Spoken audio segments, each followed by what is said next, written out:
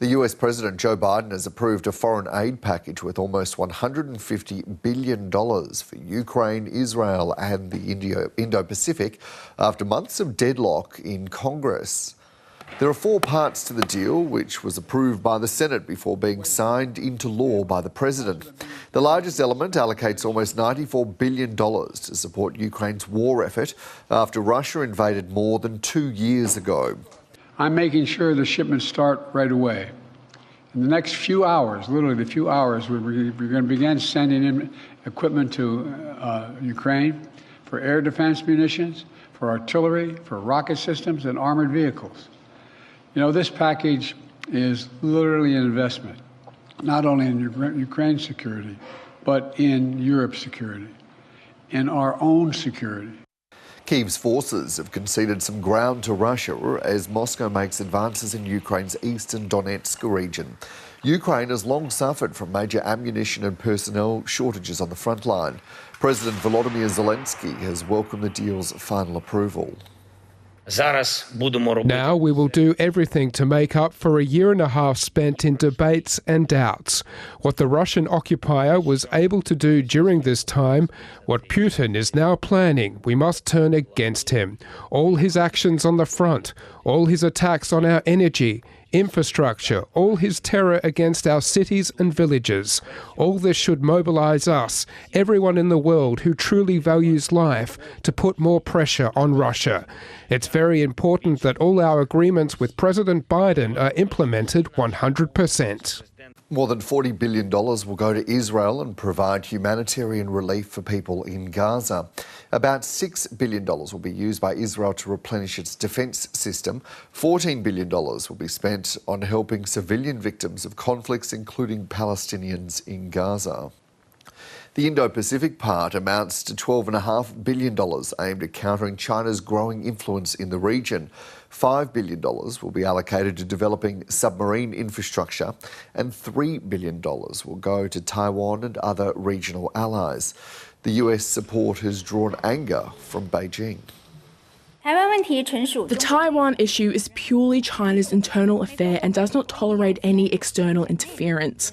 The relevant bill in the US Congress includes Taiwan-related content, which seriously violates the One China principle and the provision of the 3 China-US joint communiques. We urge the United States to take concrete actions to honour its commitment not to support Taiwan independence and stop arming Taiwan in any way.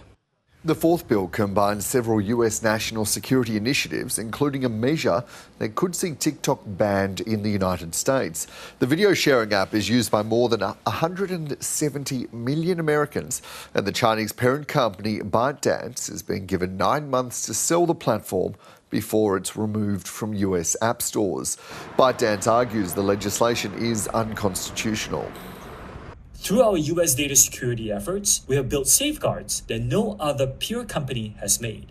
We have invested billions of dollars to secure your data and keep our platform free from outside manipulation.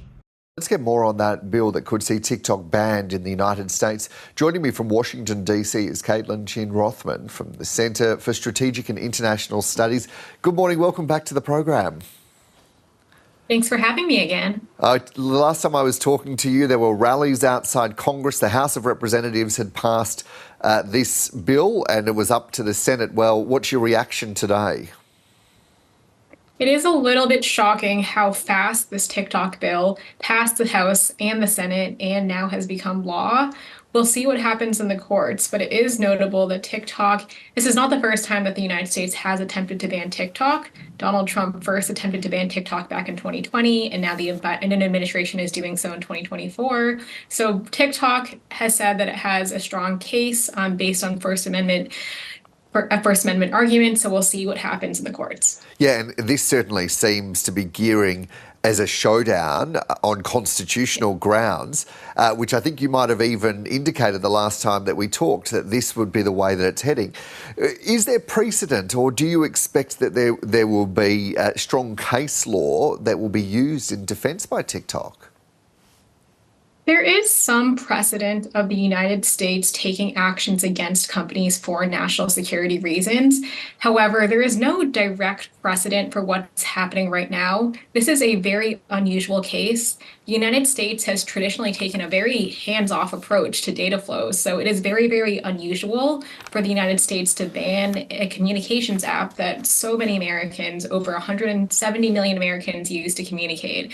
So there's no direct precedent for what's happening right now, which makes the case very actually difficult to predict how it will play out in the courts. And as well, of course, any action that's taken about the bill itself, the law now itself. There are also, as you mentioned, 170 million Americans that use this, and there are a number of very high-profile businesses that have been established and made a lot of money. Do you expect there to be action from users as well as the company itself? Right. We have already seen some pushback from TikTok users, whether those are influencers or advertisers or small businesses that use TikTok, essentially calling on Congress and the Biden administration not to pass a law that could potentially end up blocking TikTok in the United States. It is also notable that political organizers use TikTok, including President Biden's own campaign, and Biden has continued to post on TikTok even after signing this bill into law. So we have seen pushback from TikTok users. However, it is notable as well that this TikTok potential ban won't come into effect until after the 2024 election. So even though this bill has now been signed into law, there won't be any immediate changes to TikTok, at least not within the next few months. And Caitlin, at the centre of this is a move to force ByteDance to sell TikTok to an American company. Has there been any interest from any American companies? Because you could only imagine that this would be an eye-watering amount of money that it would be on the market for if, in fact, it does get to that point. Eye-watering, and I'm sure there are very, very few Americans, whether individuals or corporations, that actually do have the funds to purchase TikTok. Back in 2020, the first time that the United States tried to ban TikTok, there were some potential buyers, including Oracle and Walmart and Microsoft. However, TikTok has become significantly larger and more valuable in the past 4 years since then. It will be much harder to make a divestiture work in 2024 than it would have been back in 2020. And it is just very, very technologically and logistically difficult as well to migrate a platform as large as TikTok with so many users, and that is so complex. That is, of course, assuming that a TikTok sale even passes both Chinese export control laws as well as U.S. antitrust laws as well. Yeah, and in amongst all of this, we've heard, we've seen a statement, some comments from the Australian General Manager of TikTok, who says there is zero evidence suggesting that TikTok is in any way a national security risk. How much of that is going to play into this? And have you seen any hard evidence to indicate that TikTok is in fact a risk and that back door of people's data is being used by the Chinese government or within connection to the Chinese government?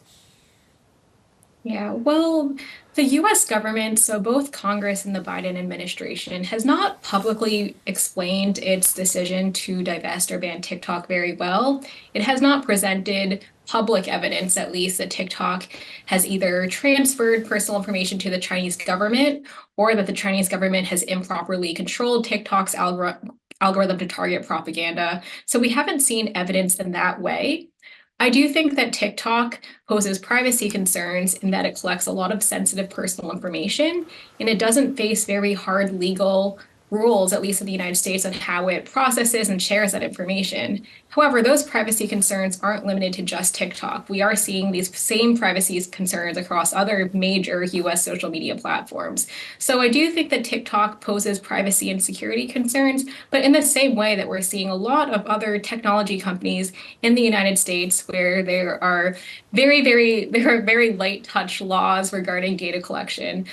So we're seeing this across the whole industry. Yeah, it's a fascinating debate. Caitlin Chin Rothman from the Centre for Strategic and International Studies, thank you so much for your company and talking us through it this morning. Thanks for having me.